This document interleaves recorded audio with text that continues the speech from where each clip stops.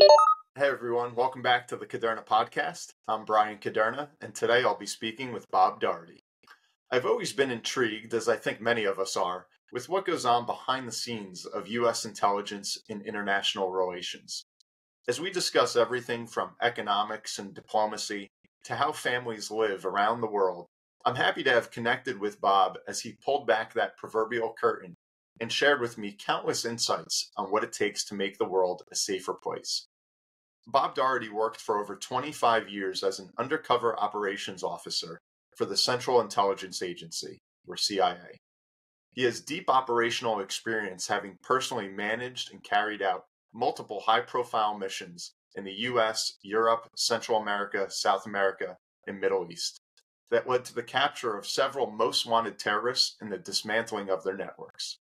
Bob has successfully worked against foreign terrorist groups such as the Islamic State, Al-Qaeda, Hezbollah, Hamas, Sendero Luminoso, the Tupac Amaru Revolutionary Movement, the Japanese Red Army, and the Palestine Liberation Organization.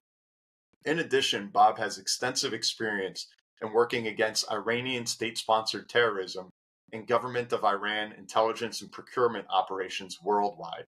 He's received over 20 service awards during his career with the CIA. During the time period before and after the 9/11 terrorist attacks on the Homeland, Bob worked as the senior CIA officer on an FBI Joint Terrorism Task Force, which provided him substantive experience working the terrorist target inside the U.S. and in foreign countries through quote-unquote over-the-horizon operations. Bob has served as a subject matter expert instructor on terrorism and countering terrorist cells inside the U.S. and overseas classes attended by law enforcement, U.S. government federal officers, U.S. military personnel, and civilian specialist first responders. He has instructed over 7,500 American law enforcement personnel over the past several years. Bob is a senior instructor on human intelligence and counter-terrorism for U.S. military special operations elements, including Naval Special Warfare, the SEALs, and the U.S. Army Green Beret units. Bob is part of the guest speaker network of SpyScape, and one of his major counter-terrorist operations, the capture of Abu Abbas, was subject of a recent episode. Again, you can check that one out on SpyScape. This was one of the most eye-opening conversations I've had on the show. So without further ado, here's Bob Dougherty. Is going to require work and time and sweat and toil. If money wasn't an issue, what would I be doing? Don't worry about it. You'll figure it out. Change is the only constant. The Caderna Podcast. Bob, welcome to the show. Thank you. I don't know who that guy is, but thanks for having me, Brian. That was a heck of an introduction. So if we could almost start here at the genesis of it all, how does one join the CIA? Yeah, it's a question I get. And actually was rather simple. I mean, back in the day in the mid-1980s, I simply responded to an advertisement in a good old newspaper. I know there's not too many of those around, in the Los Angeles Times, and applied. I mean, that was kind of the Reagan era, and I had just got out of college at UCLA. So it's very kind of patriotic time in our country, kind of trying to look to rebuild America.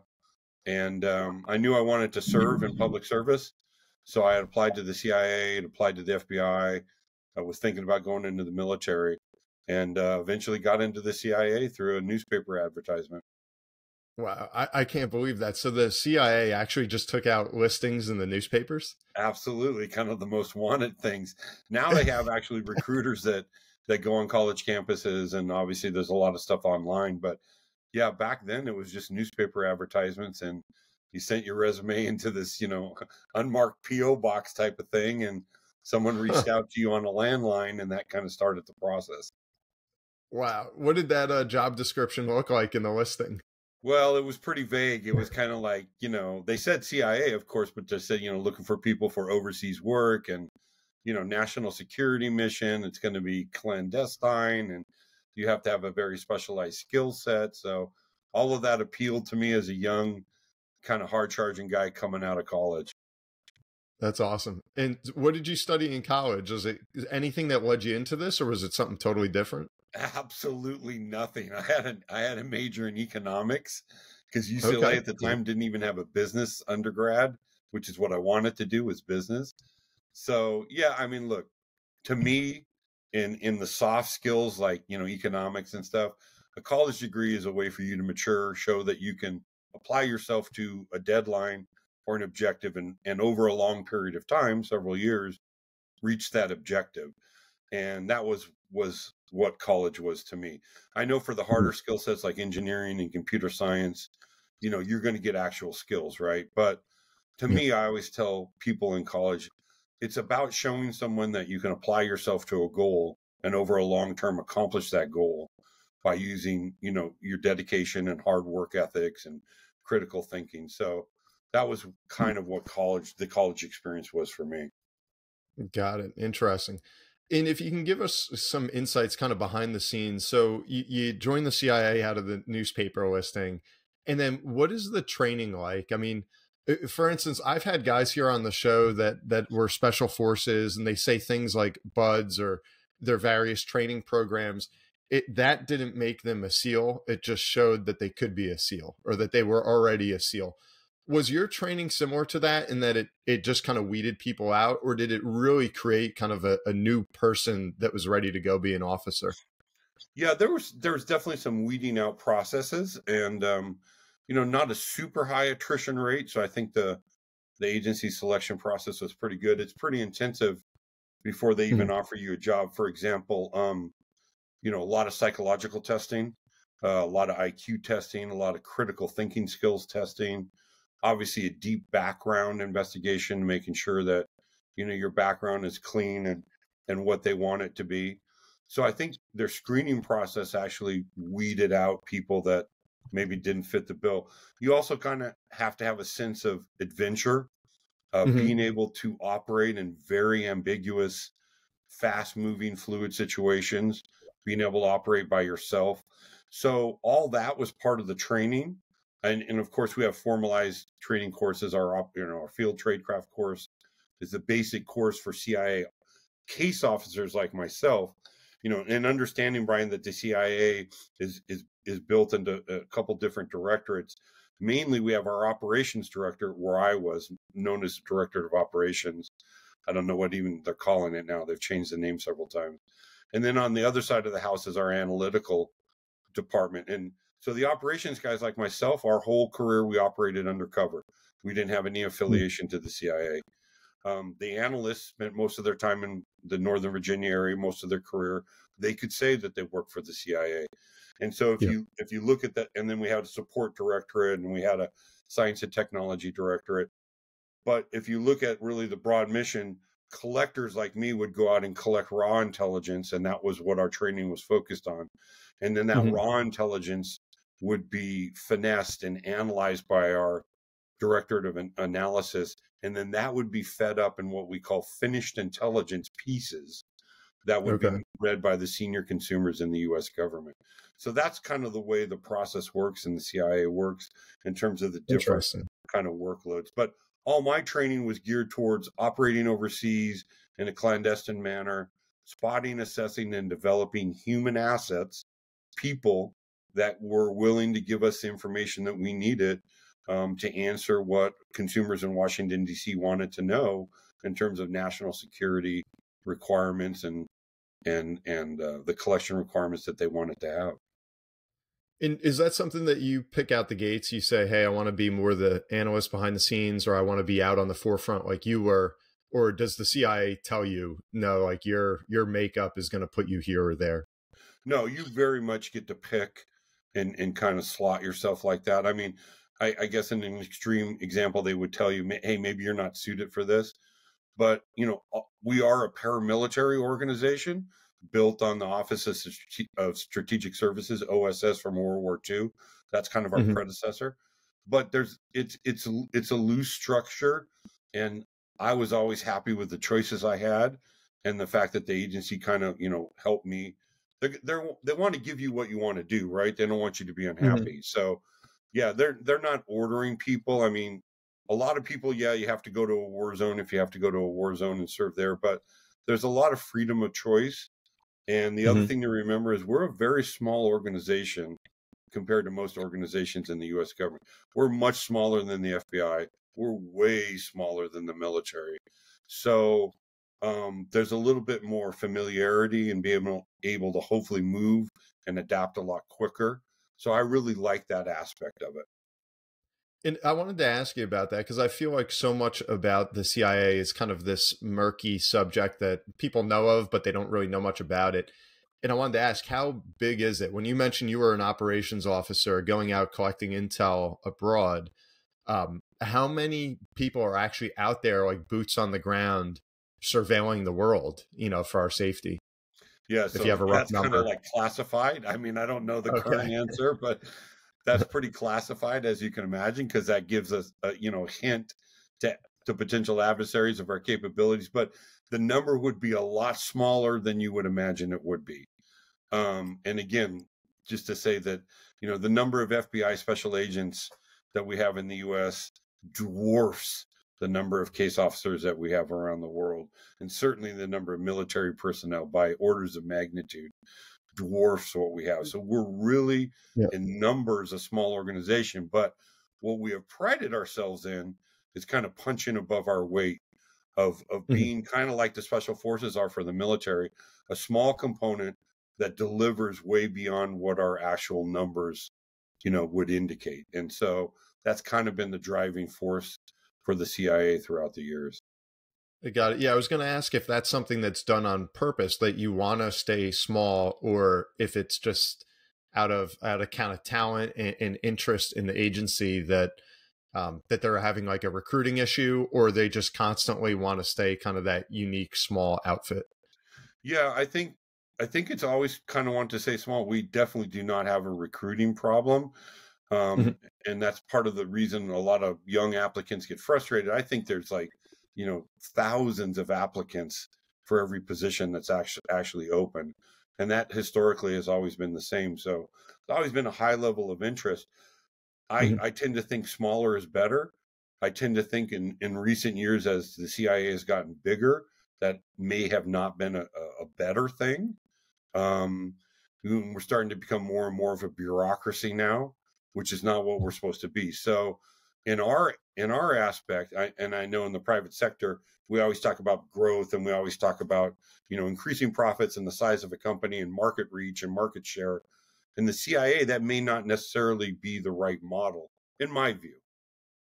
Okay. And that's what I was going to lead into. One of the questions I had coming into today is some of these agencies, as you alluded to, are so big, from the NSA, the FBI, like you said, Homeland Security, the CIA is a smaller version, obviously.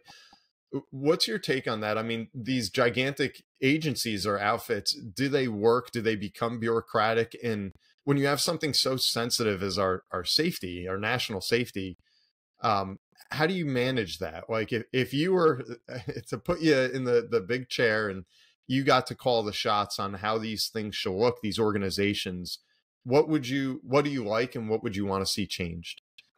Yeah, that's a great question. I mean, to me, we have gotten too big, right? And in my view, I'm interested to see what you think as well. But in my view, I'm kind of a conservative, and I hate those labels, but I kind of believe in less government. And it's funny, from a guy that served 26 years in the government, I kind of believe less government is better. But I truly believe that as a conservative kind of Ronald Reagan value, right? Less government is better. Our country's built on individual freedoms, individual liberty, and entrepreneurship, right? And if you look at any objective history of our country, that is what's driven our country to greatness. And I think the same thing for those specialized government agencies. Bigger is not necessarily better. What has happened, Brian, and again, my opinion only, is that we have drifted away from our core functions, right? We have drifted away from one of the key leadership traits that I think is necessary, which is you have to be a good practitioner of your craft. Whatever your craft is, if you're going to be a successful manager or leader of that craft, first of all, you should be a good practitioner of what it is that you're managing and leading. whether it's, making computers or designing some new pharmaceutical drug, whatever industry it is, including the government, you need to be a good practitioner of that craft before you move on to management or leadership. Now, there's great managers and leaders that aren't good practitioners of that craft. I get that, but I think it's just a necessary ingredient for that. And we have drifted away as the CIA from being good practitioners of our craft. We're worried about management and leadership and a little bit of that diversity and inclusion kind of stuff. And that's distracting us from our core goal of, which has always been the same, go out and produce intelligence that is timely, that is responsive, and that answers the critical questions that our policymakers have, the president, the cabinet, on national security issues. What is Russia's plans and intentions? What is China going to do vis-a-vis Taiwan? What are the Iranians' intentions in the Middle East? Is a terrorist group out there developing a biological weapon, and do they intend to employ it? We're getting away from addressing those hard issues. One, because it is hard, and two, because we're drifting away from actually practicing our craft, getting really good at it. Because it's not sexy, it's not fun necessarily, it's a lot of hard work, and we'd rather maybe focus on other things that are a lot easier. That's kind of what worries me about what I see in our government writ large and also in the agency. And if I had the power to change that, I would go back and make the agency lean and mean again.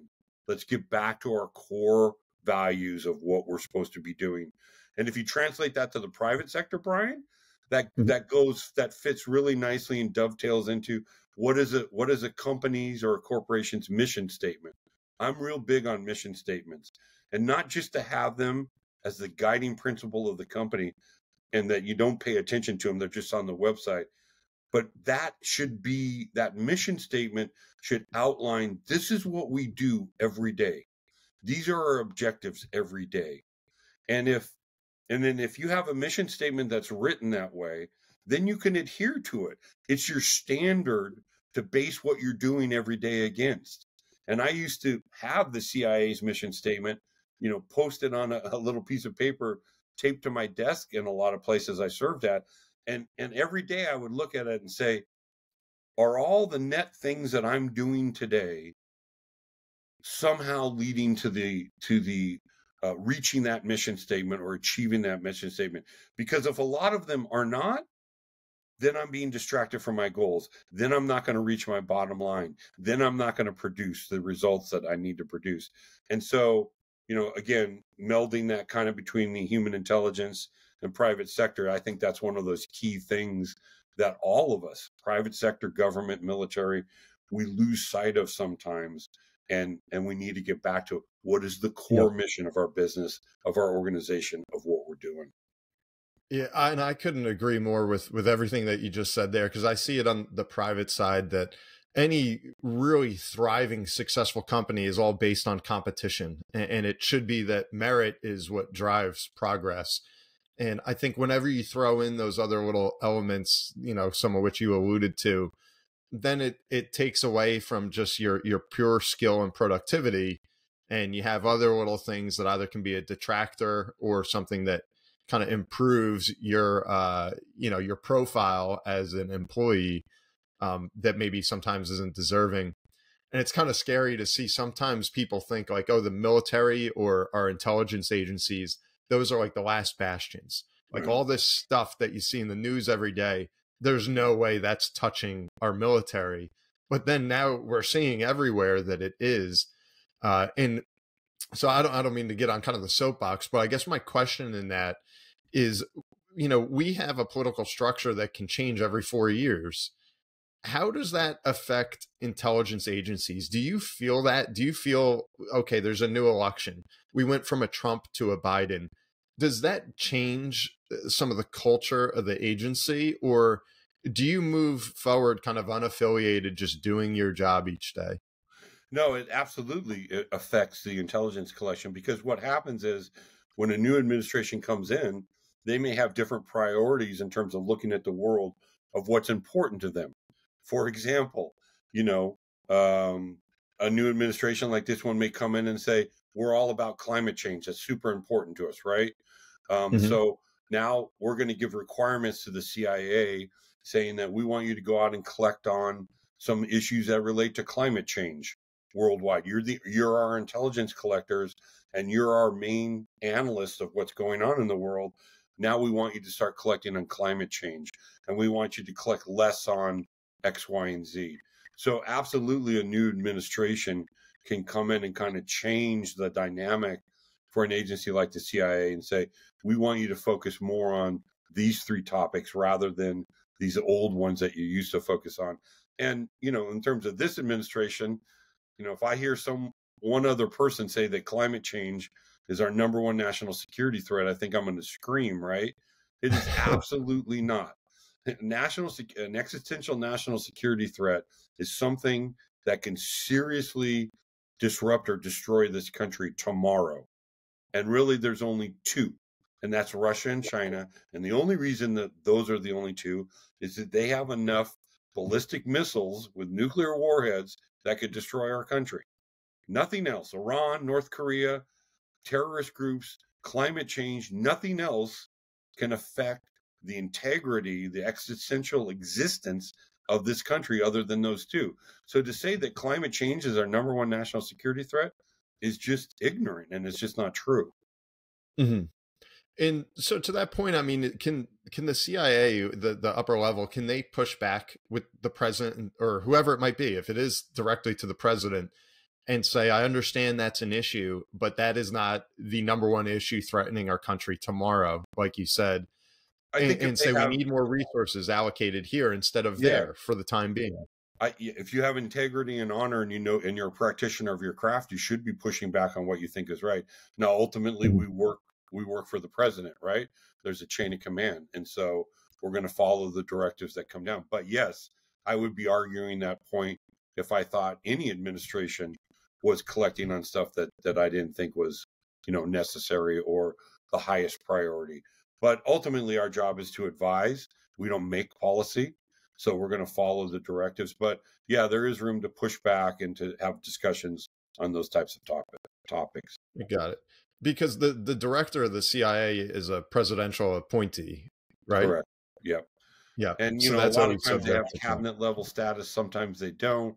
It depends on the director, how strong or influential they are.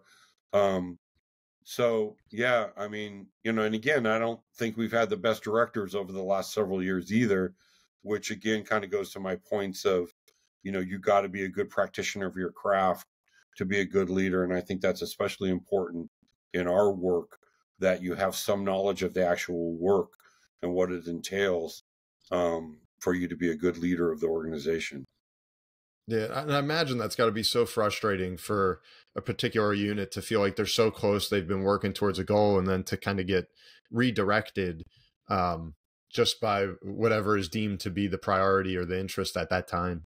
Right. And the other thing I want your listeners to understand, Brian, is, and this is what really irked me about what has been happening over the last several years, and I went back and I looked at my oath as a federal officer of the U.S. government. And this holds as an officer of the U.S. government, whether you're DEA or FBI or NSA or CIA or U.S. military, we all basically take the same oath, which is to protect and defend the Constitution, right, from all enemies, domestic and foreign. It's not to the administration in power, right?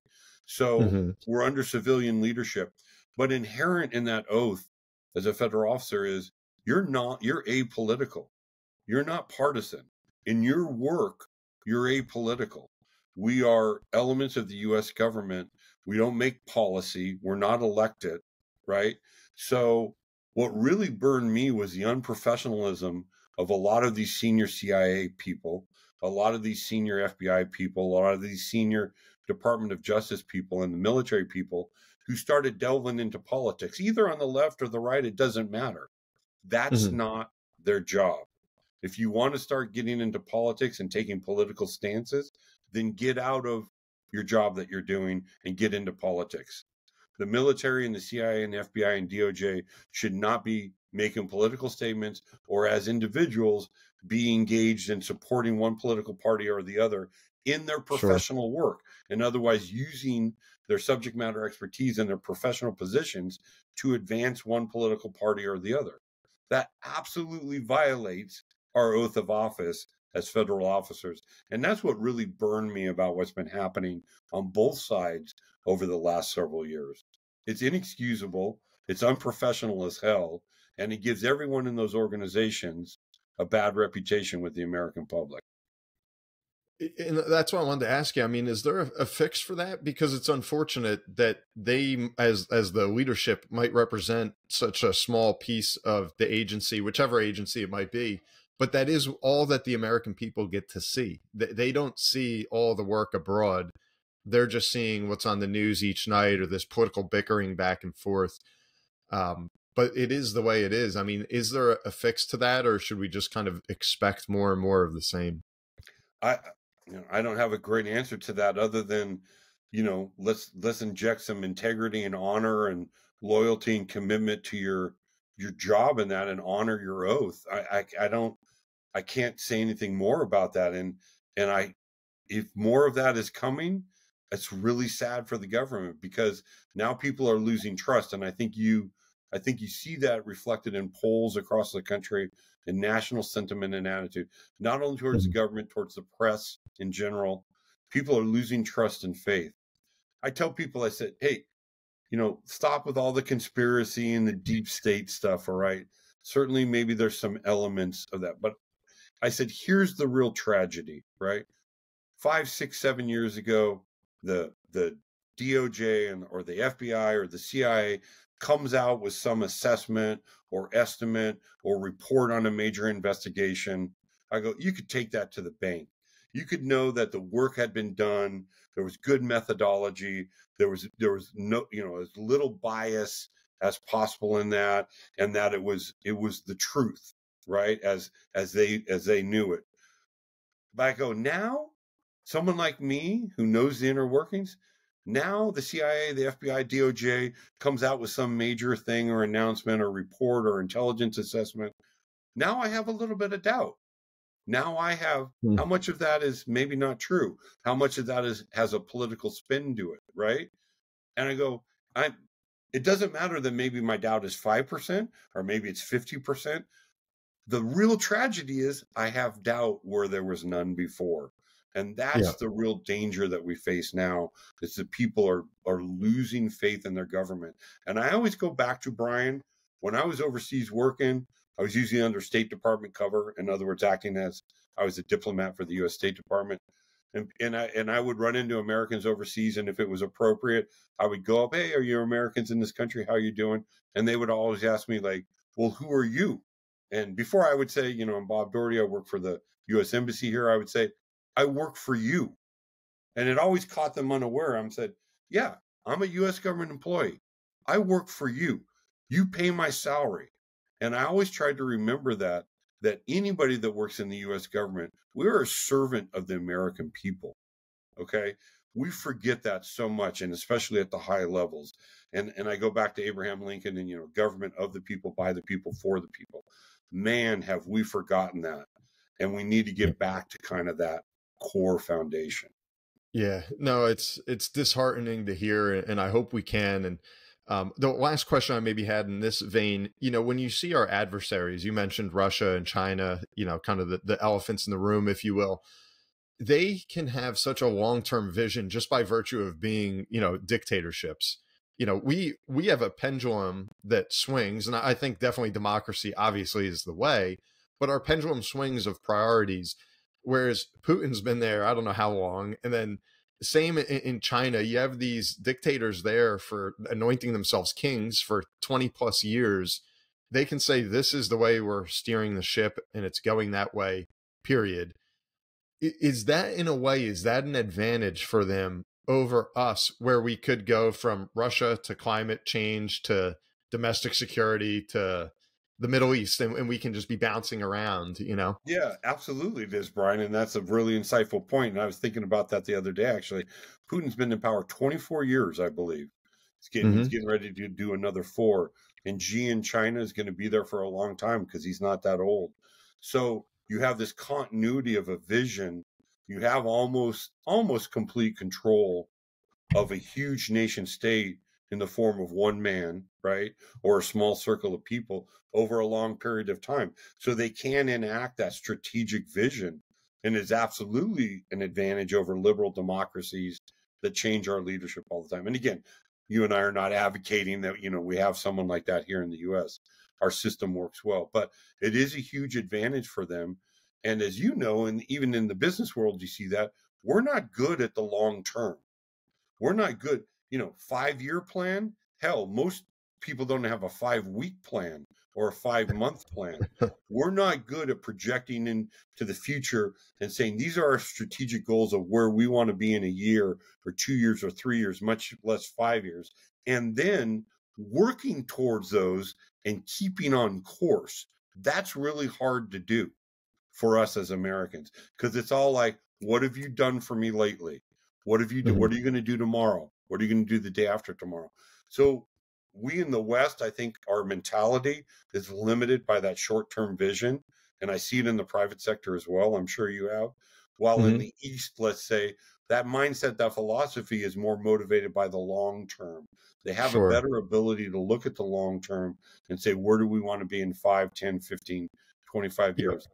The other interesting point that's a danger point for us is the CIA is really good at looking. We're the one organization probably that is good at looking long term. They did a really long look at they went back and they looked at history, which I believe is a great illuminator of the future, right? Not only for government, but for private business as well. And we don't do enough of that, is look at past history. They went back and they looked at history and they looked at leaders through time and they projected that into the future. And what they said was, if you look at the last 25 years or 30 years of world history, you cannot help but come to the conclusion that individual leaders, specifically Hitler, Stalin, and Mao, drove such discontinuity, were such disruptors that they affected the entire world, a single man. And so they said that was much more of a disruptive force and a negative force in the world than any sort of technological change or innovation or private sector impetus driving forward. And so it's interesting to think about Stalin, Mao, and Hitler and the impact those three men had on the modern world in such a negative way. Are Putin and Xi, going to be those same type of disruptors? Putin already is. So, this is a concern for us. And as you correctly surmise, that's going to be something we're going to need to be focused on in the future. Yeah, I think, as a business guy, the way that I relate it or what comes to mind is you think of the Fed, the Federal Reserve, that probably has more power over our economy and our money supply than anything. And it's distinctly, in their bylaws, if you will, that they are not a part of the government, that they are separate from the government. And the Fed has a dual mandate to monitor inflation and unemployment and go. That's your job. Do it and do that forever, regardless who's in office.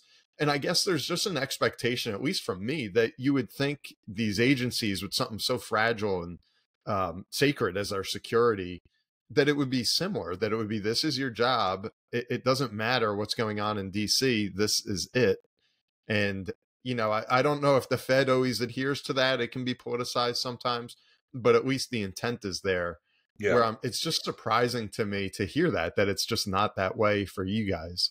Well, and again, in the old days, it wasn't politicized that much, and we have definitely become more and more politicized, and it's not for the good. I can tell you that it's not for the good. Well, we'll see. We'll see what the future holds, but I know we're kind of dealing in the macro now. I want to dive in a little bit to the micro and pivot here. You talk a lot about, and you consult now on what you call human intelligence. For the layperson, can you explain what exactly that means? What is that? Yeah, so human intelligence, or known by our favorite government acronyms as always, human, simply is about people telling you stuff, right? And if you think of intelligence, Intelligence is just information used for a purpose, okay? So we can use information, we can use intelligence, basically collecting stuff. Human intelligence is someone like me, a CIA case officer, going overseas and developing a relationship, right? It's much like selling a client or getting a new vendor or, you know, pitching your service to a potential customer. The job is very similar. It's me going out and meeting someone in a foreign government or a foreign group or organization that has access to information, intelligence, that the US government wants to know. And then it's my job to spot those people. Where are they? Where do they circulate? What are their lives like? Can I get into that environment with them and actually meet them? And maybe I'll do it virtually now, probably going to do it in person at some point. And then I develop a relationship with them. We call it spot, assess, develop, and recruit, right? And so as I'm developing a relationship with them, I got to get them to like me and who I am, right? And then got to get to know their motivations, their likes and their dislikes, what drives them, what is their ideology, do they have any vulnerabilities? And then if it looks like, hey, I might be able to convince them to give me information that I need in return for something, then I can recruit them as human sources of intelligence. And then once I do that, I'm going to run them securely. In other words, I'm not going to be meeting them out in public. I don't want anybody to know that they're working with me, and they don't want anybody to know that they're working with me. So that's where our tradecraft comes in of how do you meet someone, how do you communicate with them securely without anyone knowing. And then I'm collecting information from them, right? I've got requirements on certain issue. Maybe this person is a mid-level official in the Russian oil ministry, and he's given me information on oil production in Russia that we want to know. So I'm giving him questions coming from CIA headquarters in Washington, D.C. He's providing me information, answers to those questions.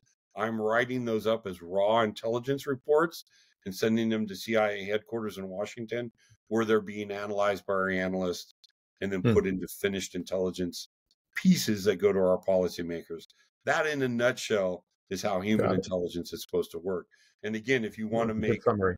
Yeah, if you want to make the connection to the private sector, it's very much like spotting, assessing, selling, developing a lead or a client or a vendor, Sure, or making a pitch to another company that you want to partner with.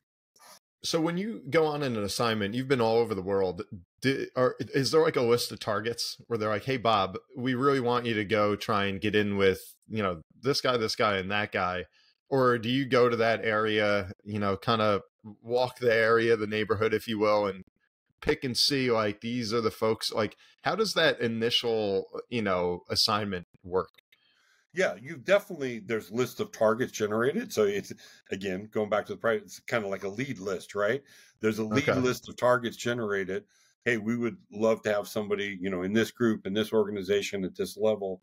We've identified some people. So we're doing our due diligence. We're doing our market research, right? And seeing who's out there that can answer the questions we have. And then we may try to develop operations to specifically target those people, get one of our case officers close to them, make contact with them, right? Or there's also the other way, which takes a lot longer. Hey, I'm just going to go into an area and see what's there and see what I can develop based on what I know are the requirements and what we need to know. Obviously, that takes longer, but both ways work. The targeting way works a lot better because you can be surgical, you can be precise. And obviously, you're going to turn over a lot of stones, too. Again, it's just like sales and marketing. Not everybody you approach, you're going to assess as, hey, I think this person would be willing to work with the U.S. government covertly. So you're going to have to spot a lot of leads and develop relationships that don't necessarily work out in your favor. And I think the obvious question I have, you know, your name is Bob Dougherty, you're a white male, you go into Mexico, China, you know, Palestine, all these different places, you are who you are. Yeah. You know, and then you want to go embed yourself and create these relationships. I'd imagine, you know, if you're especially in a dangerous area, they're going to look at you or hear the way that you talk and say, get out of here. You know, obviously you're snooping. Yeah. Is that true? Or like, do you have such a good cover or story that you just work right around that? Yeah, I mean, it's always, it's always an issue, right? We have Mhm. incredibly good covers and stories that we use. That's all I'll say about that. That appeal to people or explain why you are there and who you are. Okay. Mhm. They don't try to hide how you look and that you're an American, but explain why you're there and who you are. And then we try to make those covers and those backstories appealing to the type of people that we're talking to. In other words, we want them to want to talk to us based on our cover and our background, right? And sometimes it's simple enough to be, I'm a diplomat from the U.S. Embassy here. I'm a State Department, political second secretary, and people in that country want to talk to an official American from the government because we can do things for their country or we can do things for them. Or it's a Mhm. symbol of power or influence or prestige in that country to be associated with an official American. So there's lots of different ways for us to gain entree into an area or to a group of people. But as you can imagine, sometimes it's really hard. How do you penetrate a terrorist group? How do you penetrate a group that literally, wants to see Americans dead and wants to cut your head off? So then we Exactly. have to come up with some innovative ways to do that. Maybe we recruit people from outside the group that we know the group will like, and we send them into that group and we embed them in that group from the outside. Maybe we, in Afghanistan and Iraq, we're pulling guys off the battlefield that we detained in raids, and we're talking to them in an interrogation room and saying, hey, you want to go back outside and live your life? Well, now work for us and we'll help you be able to do that. So Mm. there's all types of processes. It's not easy, as you can imagine. Sure. It's not easy in a lot of the areas that you described. And that's why collecting human intelligence is really hard. But I will say this, if you work hard and you get successful, we're not talking about numbers of hundreds and thousands. One well-placed source can be incredibly beneficial. Look at the Hamas attack on Israel on October 7th. If you had one source in Hamas that was well positioned, that would have been able to give warning of that attack, think of how everything could have changed. And obviously, neither we nor the Israelis did. That's a failure of intelligence right there. And there's a lot of mitigating circumstances, I get it. But Mhm. one well-placed source, that's all you needed to tell you, hey, this attack is coming. This is how they're going to do it. This is the day they're going to launch it. Would have given people fair warning, right? Yeah. Yeah, you could see how powerful that would be.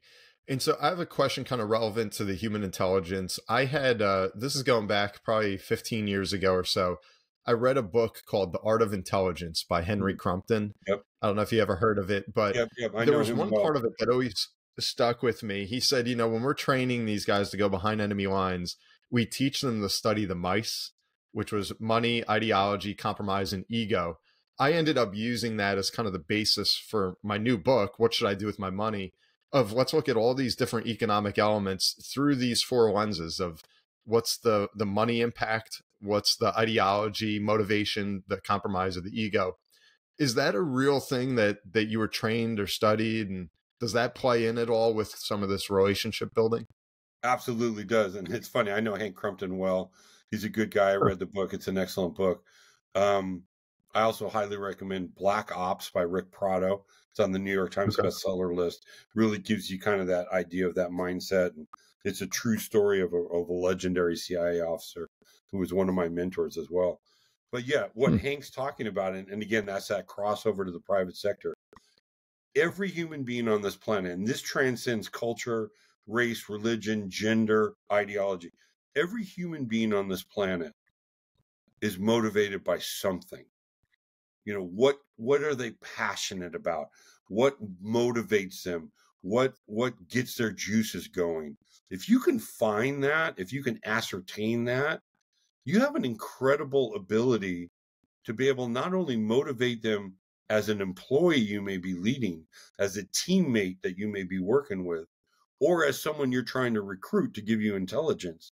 It's an incredible power to have. So a lot of the core business of CIA operations officers like myself was starting a relationship with someone, using that rapport to build a relationship, and really assessing that person.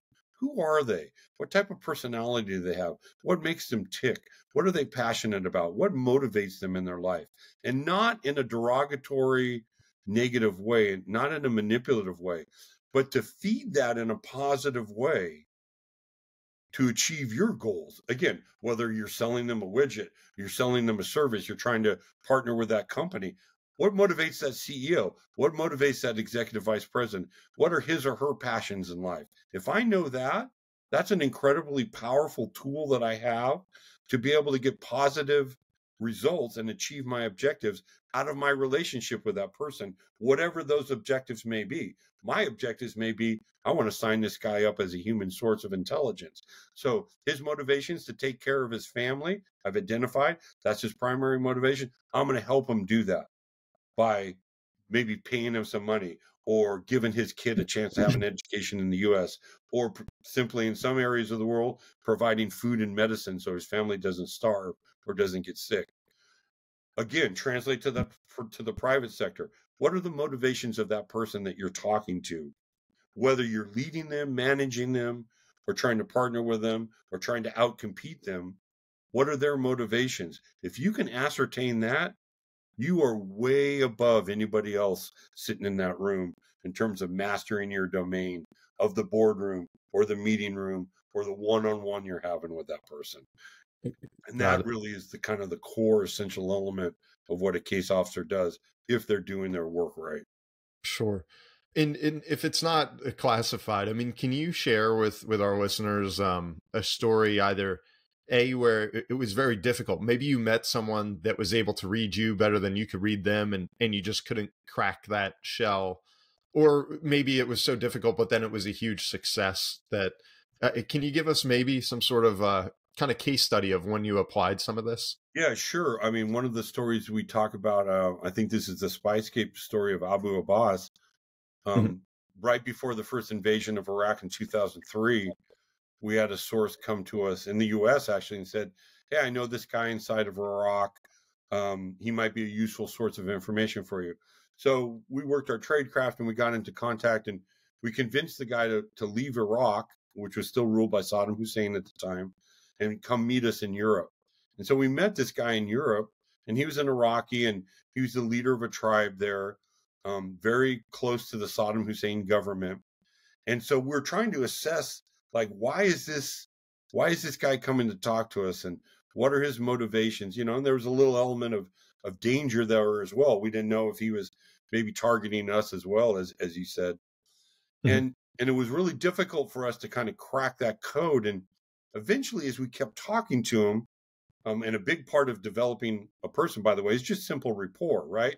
You got to develop that positive relationship with them using all, quid pro quo and giving a little bit of yourself and being a great listener and being attentive and being empathetic. And you have to be genuine and authentic when you do it.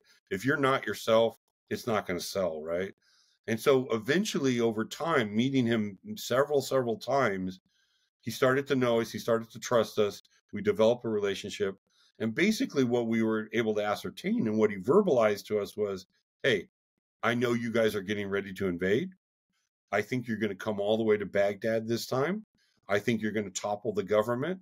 And I'm simply playing my cards to be on the right side. Yeah, I still have contacts with the Iraqi government and I will maintain those. But if that's going to fall, I want to be on the side that's going to rule now.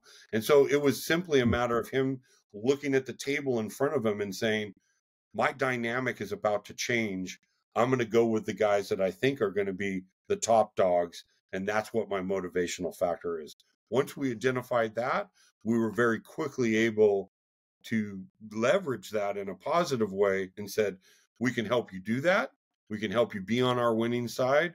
And in return, you're going to help us find, this most wanted terrorist that we've been searching for 20 plus years.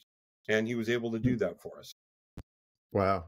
And when you were doing something like that, how big was the team that you were managing, or, was it like an element of a few people? Was it just you, or did you have a team that was surveilling this? It was me and it was actually me and an FBI special agent that was teamed with me. Now we had, targeters and support people and analysts back at our respective headquarters, but it was actually just me and another guy doing the Wow. actual work on the ground, writing that stuff up and making the movement go forward. That is incredible. And that goes back to just how much one person can make a difference, whether on the good side or the bad side. Yes.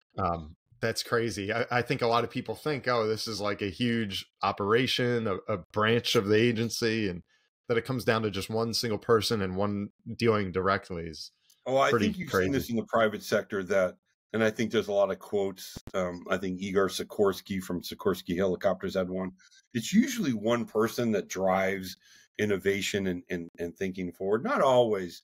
And it's not just them alone doing the work, but they're the driving impetus behind it.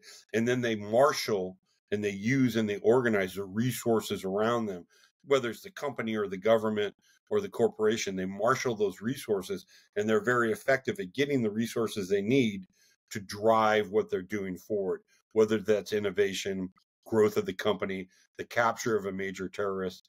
So I'm a firm believer in that, as you are, that the outstanding leader is really a servant leader, right?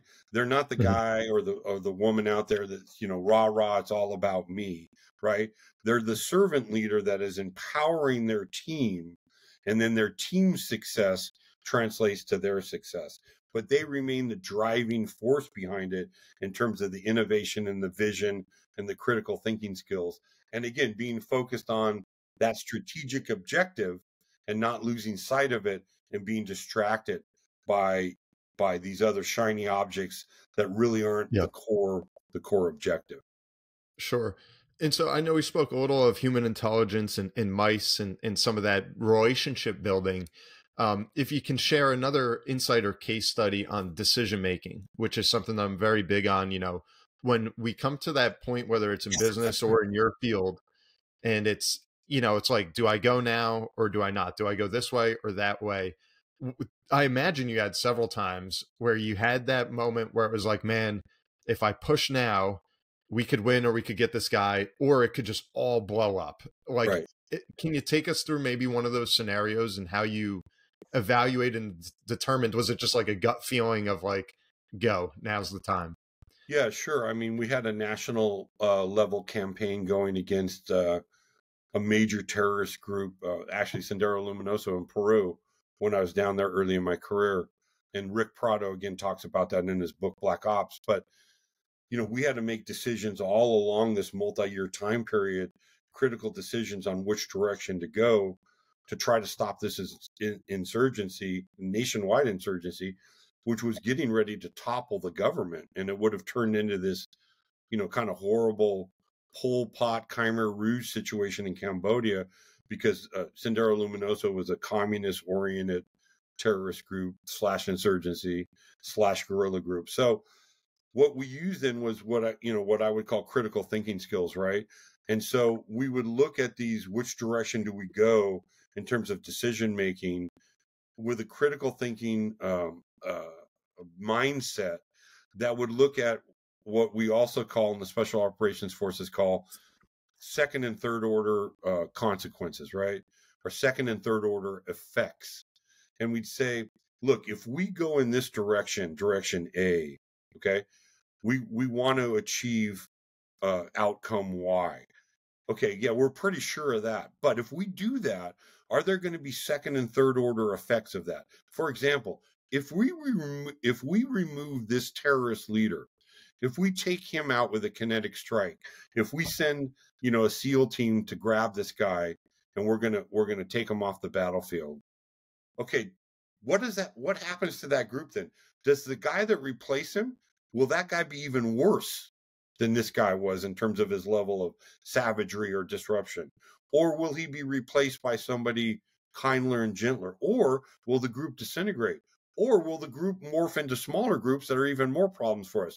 So we always tried to look at our decisions with not only the primary effect of what we were trying to achieve, but trying to critically think and look at, are there any secondary effects here that we need to be aware of and evaluate before we make this primary decision? And will those outweigh us making that primary decision? And I think if you do that with almost any decision making, you're going to come out ahead or with the right answer. I also will add, Brian, that coupled with that, you absolutely, and I cannot emphasize this enough, it's essential to know past history. And when I say history, everyone's like, well, it happened in the past. No, almost any knowledge of past history in your industry, with your company, with the product or the technology that you're involved with counterterrorism, with any knowledge of past history is going to illuminate the future for you. Winston Churchill knew that. Sun Tzu knew that. Clausewitz knew that, right? Confucius knew that. They all talked about, we study past history because it illuminates the future. And I don't think we do that well enough in this country. In the private sector, we certainly don't do it well enough in the government. And if you want to boil that down, as learning from your past mistakes, right? Yep. I'm not going to make this decision in this industry because look what happened the last time we did that. Or look what happened when my competitor did that. It didn't turn out so well for them. That's free information to us. Why wouldn't we analyze and study that and learn from that? So I think those two things, critical thinking, looking at a problem or a decision and analyzing the second and third order effects of that decision, coupled with historical knowledge on the subject that you're talking about, you'll never go wrong with those two components. Got it. That's very well said. I appreciate that. And a question, a little kind of tangential to that. I think some people might hear that story of this terrorist cell that you're taking down in Peru, and their initial reaction is, what does that have to do with America? And I mean, if you can tell us what that did have to do with America, and does the CIA run into that where sometimes it feels like we're outside of our lane and we're flirting with that idea of, well, is America the police of the world, which, you know, has kind of a pro and a con to it? Yeah, and that's a great question. And what it has to do with America is simply this. If a country falls anywhere in the world to fanatics armed with power, whether they're a terrorist group, whether they're a rebel group, whether they're some faction of the government or a tribe or a clan, or a regime like we have in Russia and North Korea, Iran, China, right? That is not good for us, especially now as we see this kind of, you know, the worldwide connectivity, internet, social media, business, the speed of business. So I have a favorite saying is local is global and global is local. Something that happens 5,000 miles away can absolutely have an impact on your business here in the United States of America. And the same thing, something that happens here can have an impact there. And so we can no longer ignore those things that are happening in the world. Disruptions, chaos, instability around the world absolutely will affect our economy and our business here. Hell, we saw it with the pandemic was a perfect example. Look at how a disease severely impacted worldwide GDP. You know, transportation networks, logistics, supply chains. No one was really kind of predicting that. So, you know, what we do to try to put out these brush fires or save a country or help a country get back on its feet, that's all for the positive good, in my view. That's how it impacts the United States of America. Got it. And one more question I have, kind of getting to know Bob Dougherty and some of your experience. As we're discussing all this, I remember when I was at the University of Tampa and I was a freshman there, for whatever reason, we had a person come visit and do like an assembly that was from the ATF, alcohol, tobacco, and firearms. And he was an undercover agent, and he was sharing a story that he had spent a lot of his career working with bike gangs that they were trying to take down. They were doing drug trafficking and arms trafficking. And he said that as he got so embedded in this particular bike gang, he felt that he almost had become more a part of the bike gang than his family and his wife and his kids. And he said it eventually got to a point where like he couldn't go home because he was almost like a gangster and he didn't feel comfortable in his own home. And it just always struck me. I was like, wow, you talk about commitment to a job. Like he almost became one of them. Right. When we talk about in the corporate world, all this work-life balance and stuff, when you're pursuing something like he was, how do you manage that? And at some point, do you have to leave? Because I think he said he ended up getting reassigned because it had become so dangerous for him. Did you have any experiences like that? Yeah, I was using a completely other life. I was portraying myself as completely something totally different for many years of my career, on and off. And it was actually quite easy for me. I think it just takes a disciplined mind when you're acting like someone else. But for me, and I'm sure he did the same thing, the more my cover, even though it was a different name and a different person and not associated with the government at all, completely, the more I kept it pretty close to my actual background and my real life, the easier it was to live that cover, right? To live that life, to remember those. And you become invested in it. And as I was traveling overseas in this different person, you become that person. But you don't lose yourself, right? You just flip a switch in your mind, and a lot of it's just mental discipline. That's all in a mindset. And you become that person, and you're thinking like that person, and you are that person. And then when you transition out of that, whether it's going home at night or coming back after a deployment, that switch turns off, and you switch back to being who you are. So, it's difficult for some people. It wasn't that difficult for me. But you definitely have to have the right mindset. It's not for everybody to kind of live that kind of dual life and that dual personality. And you do have to be concerned, as this ATF agent was, that as the deeper you get into it, you start, having some of those characteristics of the people that you're working with. You always got to keep a check on yourself. And again, going back to your mission statement, right? What am I doing every day? I'm going towards that mission statement. That's why I'm doing this undercover role. And as long as I keep focused on that, then my goal is clear, and I'm not going to forget about that and get sucked into this too deep that I can't get out. I got it. And what was like the debrief like? Because it's not like you stayed in one spot. I mean, I'm amazed by how many different places around the globe you've been. If you're in Mexico for an assignment and then you go to, Pakistan for an operation, and you were, let's say, in Mexico for 4 years being this person, does it ever carry over? Do you ever feel like, oh man, I'm talking like how I used to here? Like, I imagine there's some risks where there could be an overflow, or you almost forget who you are as you change these personas. Yeah, that wasn't so much of a concern. Again, I'm not a sophisticated guy. I'm pretty simple. So I always kept it true to myself. And that's what works. And I don't want your listeners to get an idea that we're playing somebody that we are. There are some case officers that do that, and they very much come off as kind of the used car salesman, right? And they may have some limited success, but I'm a huge believer, and maybe it's hard for your listeners to understand. I was always who I was at the core. Even if I was playing another person, my values that I held as myself, as Bob Dougherty, were always there. They never changed. And so if your personality comes across as genuine and authentic, again, going back to that skill set that applies to everything that we do, private sector, military, government, you're genuine, you're authentic, you're a good listener, you're empathetic, you can develop rapport with people, you can put away your watch and turn off your phone and show them that you're there spending time with them.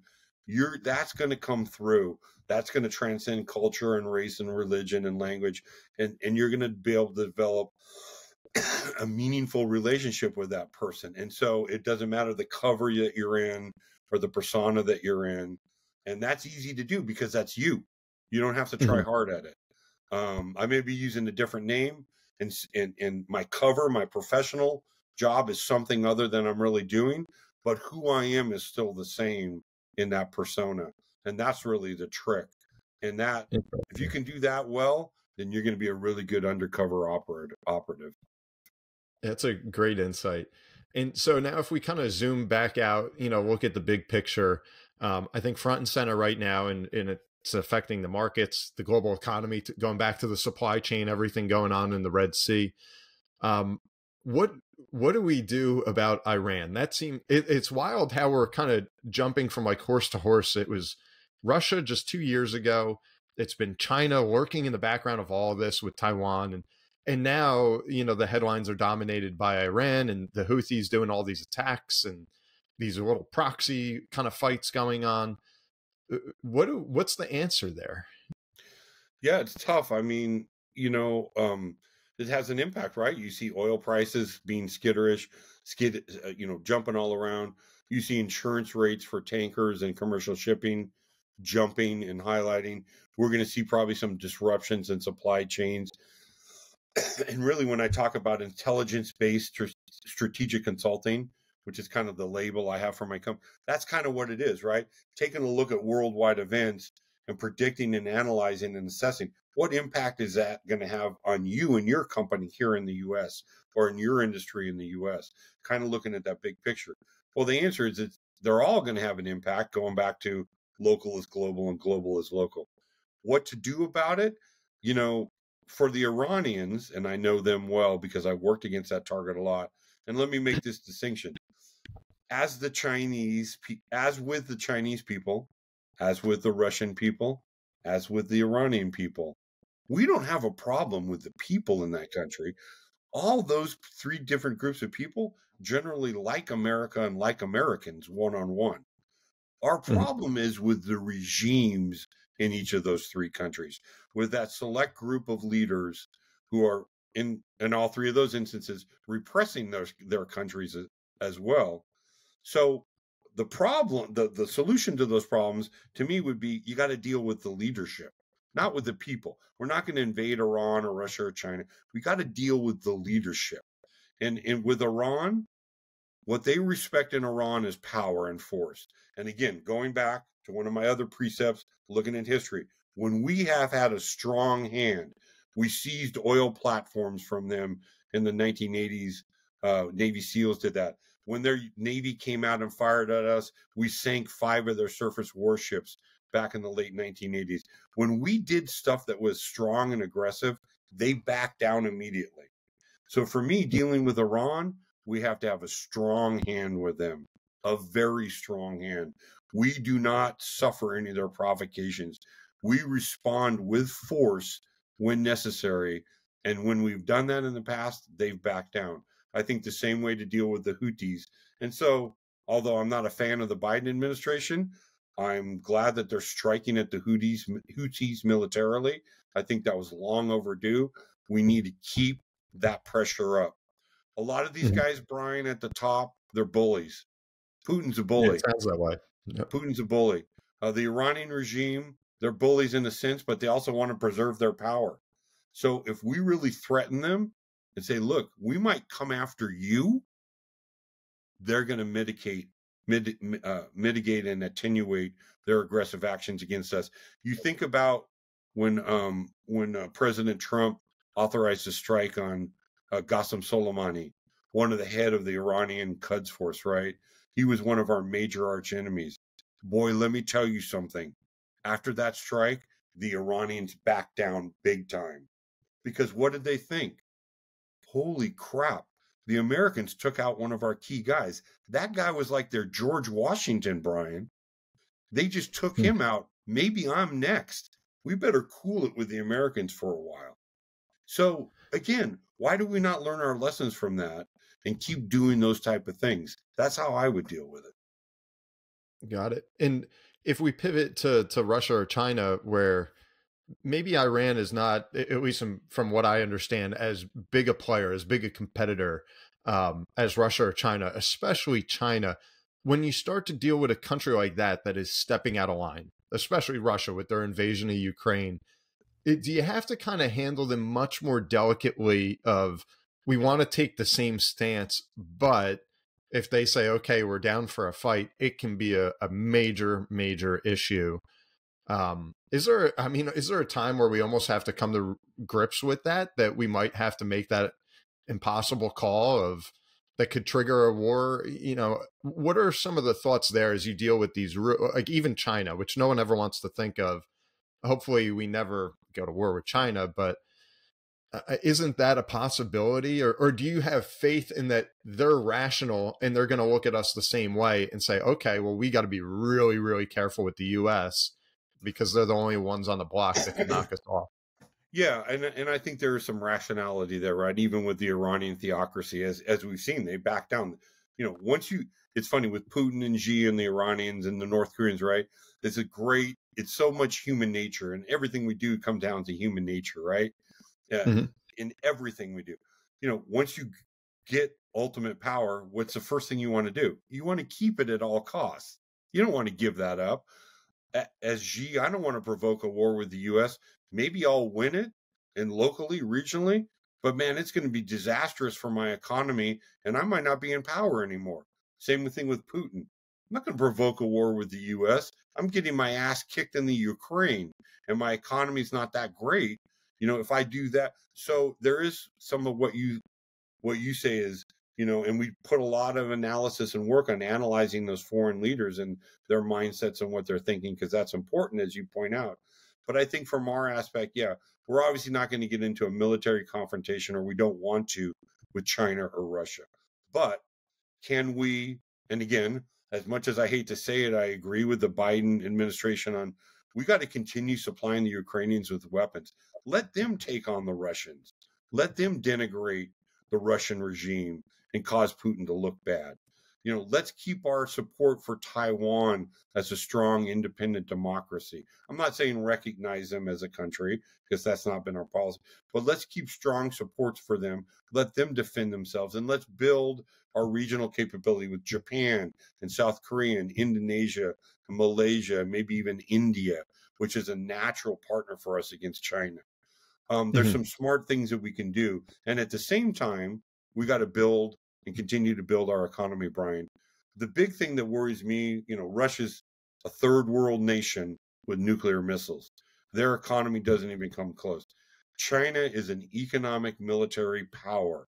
They are a near peer to us, right? And they have a vision. They want to dominate and surpass us. That's what makes them dangerous. So that by far is our overarching threat or competitor in the world. And we have to approach it from a multi-spectrum front of military, economic, diplomatic. We got to engage all of that. Yeah. Yeah. And I have so many questions off of this, but I want to try and be as succinct as I can. Pivoting slightly, you know, when we look at what's going on right now with Israel and Palestine, or Hamas, however you want to phrase it, a two-part question, I guess. Do you think Israel should occupy Palestine? And going back to history, you look at what we did in Afghanistan for 20 years. I mean, just an enormous financial investment as well. And then for the layperson, I mean, you look at it just almost as like a disaster. We walk out of there almost like we got our butts kicked. And then within days, the Taliban comes in and they're like, all right, we're back. Yeah. Does Israel look at that and say, what do we want to do here in Palestine? And do we run that risk of taking over? Now the world views them as evil or bullies. And then if they decide to retreat, then Hamas just comes right back in and says, thank you. I know that's a big question, but what's some of your thoughts on that? Yeah, no, I think it's a really good question, and I think there's a simple answer, and it goes back to studying history, as you illuminated. And you know, we can not only Afghanistan, as you noted, but Iraq as well. We had no plan in place to what happens after we throw out the Taliban, what happens after we get rid of Saddam Hussein and his government. And in fact, we made some horrible decisions regarding those two things. One of the first orders of the Coalition Provisional Authority in Iraq was, we're going to disband the Ba'ath Party, and we're going to make sure that nobody that served can ever serve in this government again. It would be as if we told Nazi Germany after World War II, no German who ever served in the German army can ever be a part of this government. We didn't do that in Germany and Japan. We went after the top leadership, the Nazi Party, the radical Japanese close to the emperor, and we got them and convicted them of war crimes, and we did all that. But we let the rank and file go back to running their countries. The Marshall Plan was probably one of the greatest American success stories in history. And we made Japan and Germany, two conquered foes, our greatest trading allies and democratic partners. We should have employed the same mechanism, Brian, in Iraq and Afghanistan if we could have. We don't eliminate from positions anybody in the Ba'ath Party. We go after the leadership, we take care of them, and then we allow the government to function as it was, and we make some changes. Afghanistan is a different question because it's always been tribal politics there. But the Israelis are going to face the same question in Gaza. If they're going to govern there, they're going to have a whole host of issues, just like we did in Iraq and Afghanistan. My view for them, and they're already talking about it, hopefully, you got to get some Arab partners in there. The Jordanians, the Saudis, right? Maybe some of the Emirates, some multinational Arab Muslim force that comes in there and rules, maybe with United Nations participation. You provide the security, for sure, as Israel, and make sure Hamas doesn't regroup, but you hand over the governance to an international coalition. That has to be the answer for them, because you're exactly right. We will repeat, or they will repeat, the same mistake that we've already made and that has been made in history if they try to govern that themselves. Got it. And I know this is almost expanding more questions that are coming to mind, but I got to ask you, I made a chapter of my book, What Should I Do With My Money? And this surprises a lot of people. There's a chapter on religion. And people see that like, what the heck does this have to do with a finance or economics book? But as you dig more and more, and as I did more and more research in going back to history, religion just has such an enormous impact. And you see it right now, especially in the Middle East. What is maybe some of your take on that? Because it seems like religion will stay long after a country will, and it'll stay long after an administration will or a tribe will. And I just don't know how you kind of manage that when, if you have one religious doctrine says, you know, this is evil and this is good. I don't think you ever change that. And I don't know how they resolve that amicably in a place like Israel and Gaza. Yeah, look, it's been up. We're talking, 5,000 years of history, right? It's tough, right? And who was there first and all that. But, the bottom line is, and I did, obviously because of what I did, you have to get into ideologies, you have to get into religions and understand them. And actually, any major religion on earth shares shares some core values. They're not warlike. They advocate peace. They advocate compassion. They advocate taking care of your fellow man. And so Islam, Christianity, and Judaism are no different than that, right? Mm-hmm. In fact, they're co-religionists. Abraham is the patriarch of all three religions. Jesus Christ is an honored prophet in Islam, right? So there's more that ties them together than tears them apart. What has happened in the world, and I love this quote by Elie Wiesel, the Nobel laureate, concentration camp survivor from Germany. He says, the problem of the 19th century in the world was fanatics armed with power. He was talking about Hitler and Stalin and Mao. And he goes, the problem of the 20th century is going to be fanatics armed with power. It hasn't changed. It's always fanatics armed with power.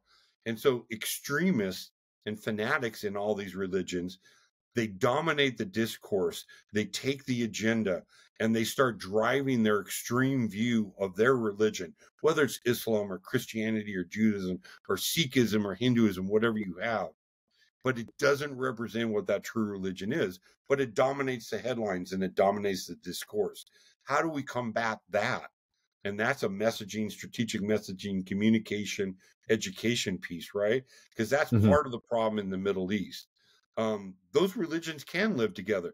There's lots of areas of the world where people of all religions are living peacefully together. So it's not like it can't happen. But I do agree in the Middle East, you always have to take into account the religious factor because it's such a huge factor of life. And we as Americans and we in the West, even if we have faith like I do, we don't understand how much it dominates life there. And I think that's what you're going to. I'll give you this a simple example. Most people you meet in the Middle East, if you meet them for the first time or very quickly, as they're introducing themselves, they'll tell you, I'm a Muslim, I'm a Christian, I'm a Jew, right? That's their identity. We identify, hey, I'm Bob, I'm Brian. And then secondly, this is what I do professionally. And maybe seventh or eighth on the list, I might tell you what religion I adhere to or not. So Yeah. it's a core part of their life. And as you correctly identify, any solution to the problems there has to take religion into account. Yeah, no, I think those are some great insights. And I think a lot does come back to just education and the public relations and perception of kind of handling these things so that they're not hijacked and used by fanatics, like you said. Yeah. Yeah. And so I want to pivot one more time. I know we'll be wrapping up here, but there's a question I want to ask about, what's your take on some of the emerging innovations or technologies that could be a top priority for us nationally, whether it be private or public sector? Because it does seem like tech is all consuming. It's everywhere. It's the game changer in a lot of instances. Any insights you have there, if you kind of have your finger on the pulse a little bit? Yeah, I mean, and they are the things that I worry about as well, right? Because I'm not a pessimist, but I always have to look at the dark side, right? What might some of these innovations in technology be used by bad actors, right? By malicious actors to cause harm to our country or to our world, right? So, but I also think those are opportunities for investment to make money for your listeners as well. Some of the things that stand out to me, obviously, everyone's talking about artificial intelligence, AI. To me, that part of AI that is most significant is generative AI that's going to generate images and messages and formats for you. So I almost think that anything related to AI that's viable is probably a good investment and something to look for in the future, especially the generative AI that's going to be able to help people's creative processes.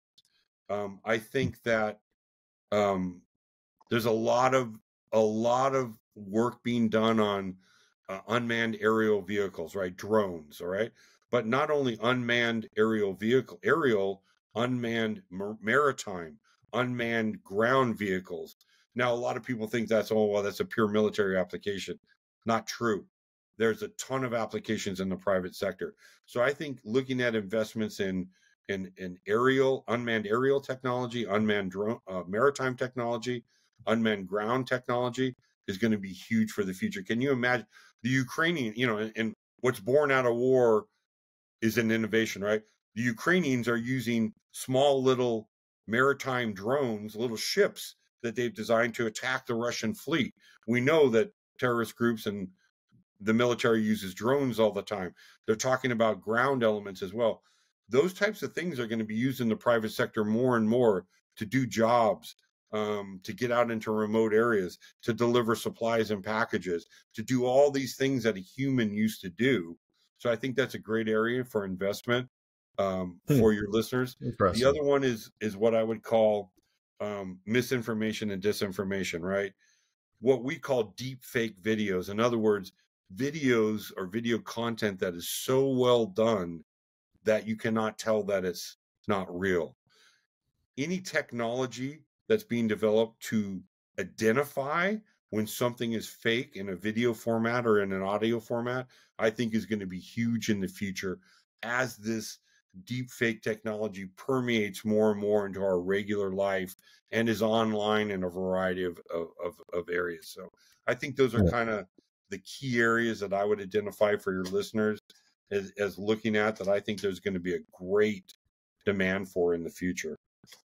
Sure. And that deep fake stuff is terrifying. I know that was on 60 Minutes a while ago, and it's scary to see something that could be so real. And it's almost like once it gets out there, the damage is done. I think you can go back after the fact, maybe say, oh, that video was fake, but that could ruin somebody's reputation. Yeah, it's really scary. And look, when I talk about the drone technology as well, then not only developing those technologies for positive ways, but there's going to be a whole opposite market on how you counter drones that are being used for nefarious purposes in the air, in the land, in the water. So it's kind of a dual technology set, right? Yeah. Long range sensors, maybe using nanotechnology or biologics, are going to be huge in the future. They're already huge right now. People are also talking about quantum mechanics, right? In other words, that science that is going to allow us to use computing speed like it's never been used before, and it's going to change the way we encrypt things and bank records and transactions. So those are kind of the main areas that I would look at if I was an investor, if I was, private equity fund, private venture capital. Those would be some of the key areas that I would be looking at. Interesting. And so last two questions I have for you, Bob, that I just want to get out here.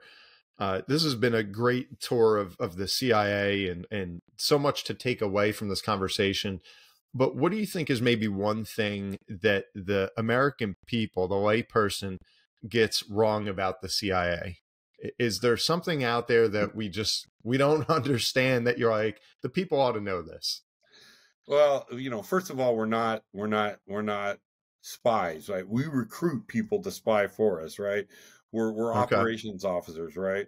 That's one that Hollywood always gets wrong. We're generally, although we have, we're not law enforcement either. We don't have arrest powers. And although we operate in the US, we're very limited at what we do. We usually operate with the FBI and strictly within the realm of like counterintelligence, counterespionage, and counterterrorism, right? So, we're not out arresting people and gunning down people. We do, have lethal capabilities when authorized by the president to take out terrorists or so forth and so on. But that's all a formal process that goes on. So I would say, we're not super big. We're not all pervasive. We're incredibly small. We're not law enforcement officers. We're not spies. We recruit spies, and we work for the American people. I think a lot of people don't understand that. Yeah. Or we should be working for the American people. Understood. And then last monster question here. If you could change one thing about the world today, what would it be? Oh, wow. That's a huge one.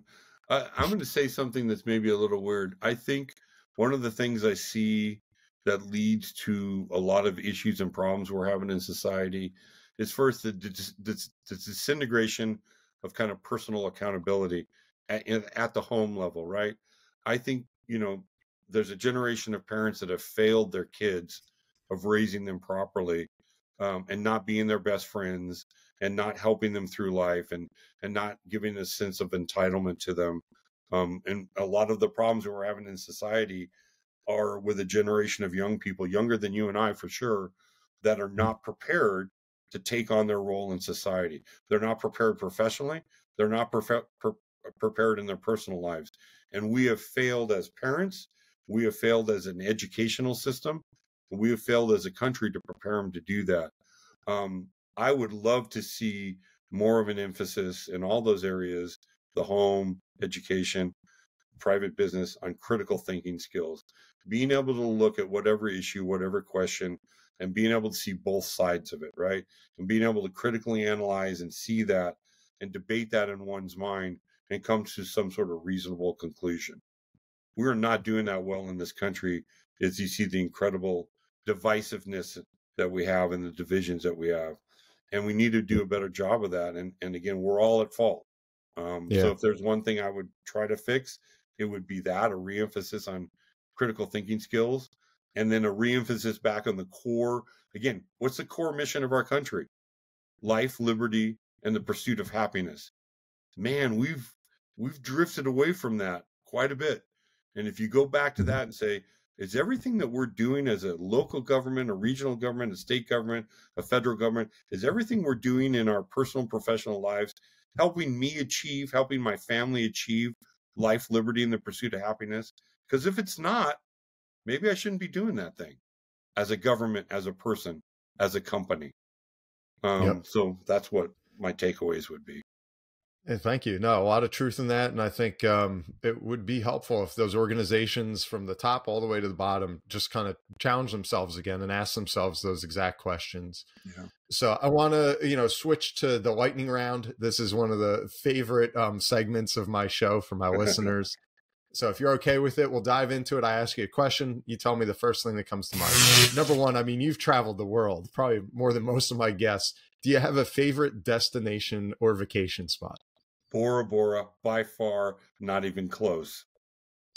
Bora Bora, perfect. What is your favorite book? Ooh, that's a tough one. I'm going to say Looming Tower by Lawrence Wright. Okay. Favorite movie? Couple of them. The Patriot and Gladiator. Great movies. And do you have a quote or mantra to live by? Yeah, I mean, I kind of I have a philosophy to live by, which is I think real men and real women want their family to be successful and thrive. And if you can achieve that, that's your real legacy. If you can empower your family and be that guiding force for your family, personally and professionally, and try to help them achieve the best lives that they can, financially, economically, personally, growth-wise, physically, mentally, then that's your legacy when you leave this world. Nothing else we do will matter other than the legacy that we establish with our families. I do have a favorite quote that I kind of like here. Okay. One of my favorites. In fact, I have a book of quotes. I highly recommend this for people. I have an informal notebook. I'm betting you have something like this as well, where through the years, I've just written down stuff that's really appealed to me. And I'll go back to that notebook and look at some of those things sometimes. But I like this one. Struggle and criticism are prerequisites to greatness. That is the law of the universe, and no one escapes it. So I think as you go through life, you're going to have obstacles, you're going to have adversity, you're going to have struggle, you're going to have criticism. That's necessary. You're not going to excel. You're not going to become better as a father, a husband, a wife, a spouse, a leader of men, a leader of people, a CEO, an individual person. You're not going to become better without struggle and adversity and criticism. Yeah. And so we should embrace those and have those make us stronger and come through on the other side. Yep. It certainly stands in contrast to participation trophies. Yes. And what would you say is your biggest accomplishment? I hope being the best father and husband that I can be. By far and away, Perfect. That would be my best legacy and accomplishment. And any big regret, personally or professionally? A couple. I kind of wish I knew, this is kind of an obscure one, but the first Americans into Afghanistan after 9/11 were a CIA team. They were led by a legendary officer named J.R. Seeger. He was one of my mentors. I worked for him at one point. I wish that I had the foresight to be on that team and be part of that. It was this historic kind of response, and it achieved objectives way beyond its small size. So that would be my one regret professionally. Where were you at that time? I was actually here in the U.S. working on a joint terrorism task force. So that was equally rewarding working with the FBI, sure. Right after 9/11. But to be on that team and the first Americans into Afghanistan and really having that impact after the 9/11 attacks, that would have been incredible. Yep, I bet. And last question of the lightning round. Did you have a hero growing up? And if so, who was it? Wow. Not really. I think I got to tell you, Brian, the group of guys, and I'm glad you asked this question if you give me 2 minutes, the group Sure. of guys that I grew up with were really my motivational factors. All of them were successful. I will break them into 2 sets. My hometown boys, Brian, Jules, Jeff, John Davey, Lee, Jack, Whitey. All of these guys that I grew up with, went to school with in various aspects, they were all successful. They've all been successful in our personal and professional lives. And then I have kind of a second little group based in Hawaii, Wheels and Jeff and JD, my brother-in-law. And they've all been very successful, what I call real men. Great husbands and fathers, great friends, great in their professional lives, a well-balanced view of life. Those were really the guys that I looked up to and admired and respected. And I always thought, if I have their admiration and respect, then I've done well. So that's how I would kind of answer that question. No, well said. Well, Bob, this was great. I think you gave us so many insights and takeaways today, from the macro to the micro of global intelligence and even, kind of correlating it to business. So thank you so much for your time. This was excellent, Bob. Thanks, Brian, for having me. I really appreciate it. Yep. And everyone, please keep on tuning in to the Caderna podcast. Wherever you're listening or watching, be sure to subscribe and leave us a review, and we will see you next time.